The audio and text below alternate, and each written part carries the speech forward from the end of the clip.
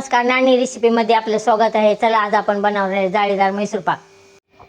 आपण ज्या वाटीने बेसन पीठ घेतले त्याच वाटीने 1 वाटी तेल घ्यायचे, त्यातलं अर्धी वाटी तेल त्याच्यात टाकायचं।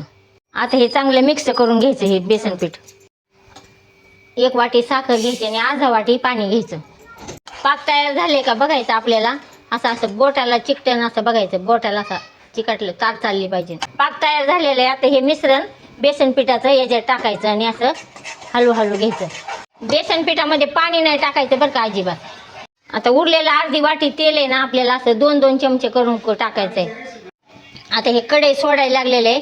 आपण आता हे गॅस बंद करून एका भांड्यात असं काढून घ्यायचं याला आणि त्याला थोडंसं असं तूप लावून घ्यायचं। अशा आपल्याला वड्या पाडून घ्यायच्या। आता आपला मैसूर पाक तयार झालेला आहे, स्वीट होम सारखा। तुम्ही पण बघून बघा एकदा आणि माझा व्हिडिओ जर आवडला असला तर लाईक करा, सबस्क्राईब करा आणि शेअर करा।